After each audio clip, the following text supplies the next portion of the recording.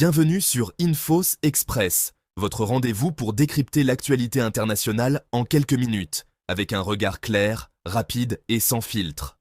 Aujourd'hui, deux gros dossiers qui concernent directement l'Algérie et sa diaspora. D'abord, un possible face-à-face entre Abdelmadjid Tebboune et Emmanuel Macron lors du sommet du G20 en Afrique du Sud, qui pourrait marquer un tournant majeur dans les relations entre Alger et Paris.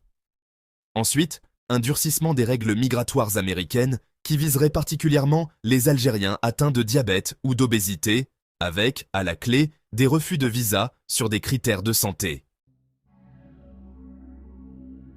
Pendant plus d'un an, les relations entre l'Algérie et la France ont traversé une phase de crise profonde, marquée par la suspension de plusieurs coopérations diplomatiques, économiques, sécuritaires et même culturelles.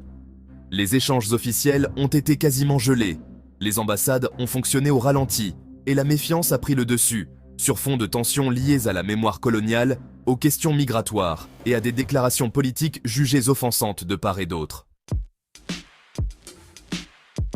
Les 22 et 23 novembre 2025, un sommet du G20 historique doit se tenir à Johannesburg, en Afrique du Sud, le premier jamais organisé sur le continent africain.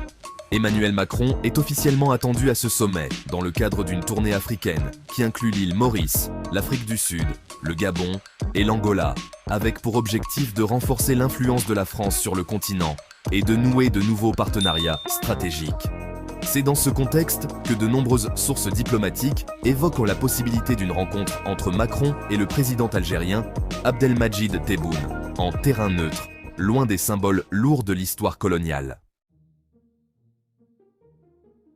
Un événement récent a contribué à briser la glace, la libération de l'écrivain franco-algérien Boualem Sansal, après une décision du président Tebboune dans le cadre d'une médiation impliquant l'Allemagne.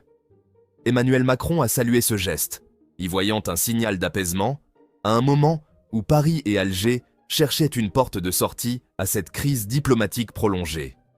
La question de la mémoire, de la liberté d'expression et des liens humains entre les deux peuples reste au cœur de ce réchauffement timide, mais symboliquement fort. Si Tebboune et Macron finissent par se rencontrer à Johannesburg, les dossiers sur la table seront nombreux.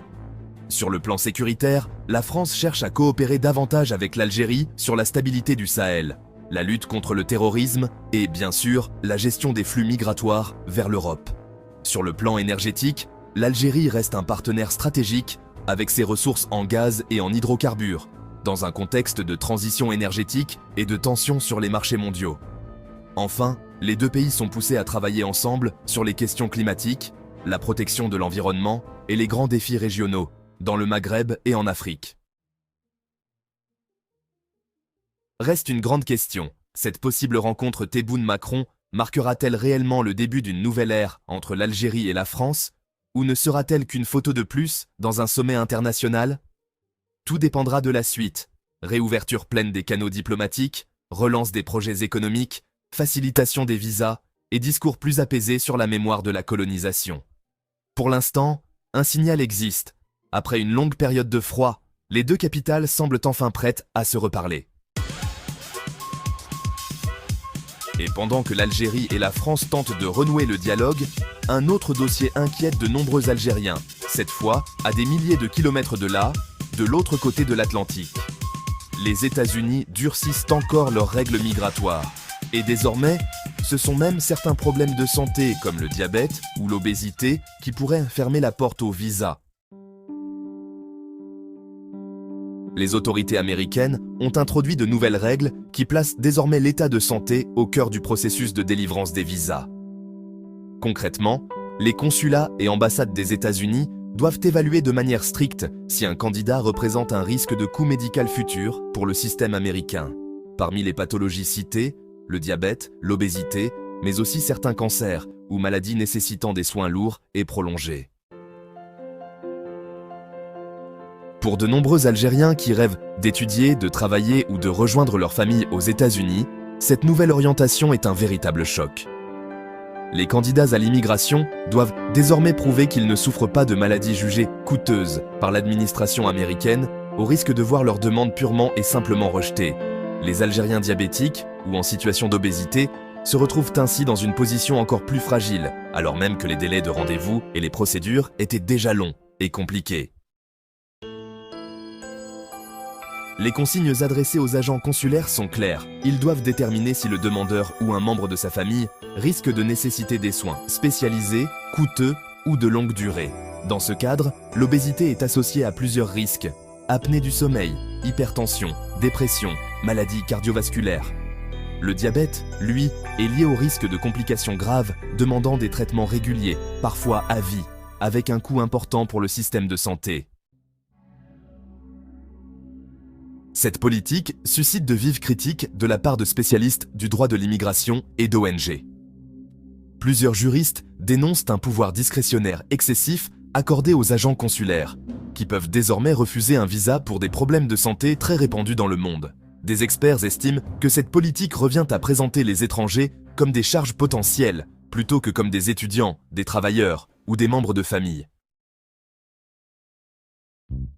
Ce durcissement interroge d'autant plus que les États-Unis sont eux-mêmes l'un des pays les plus touchés par l'obésité au monde. Alimentation ultra transformée, sédentarité, manque d'activité physique, l'obésité y est une véritable épidémie de santé publique. Même certaines figures politiques américaines, comme Donald Trump, ont été publiquement classées cliniquement obèses, alors que le pays impose aujourd'hui aux étrangers des standards de santé qu'il ne respecte pas toujours lui-même. Pour les Algériens qui envisagent un projet de vie, d'études ou de regroupement familial aux États-Unis, cette évolution est une nouvelle barrière, à la fois symbolique et administrative. Désormais, il ne suffit plus de remplir les critères financiers, académiques ou professionnels, l'état de santé devient un élément déterminant dans l'acceptation ou le refus du visa.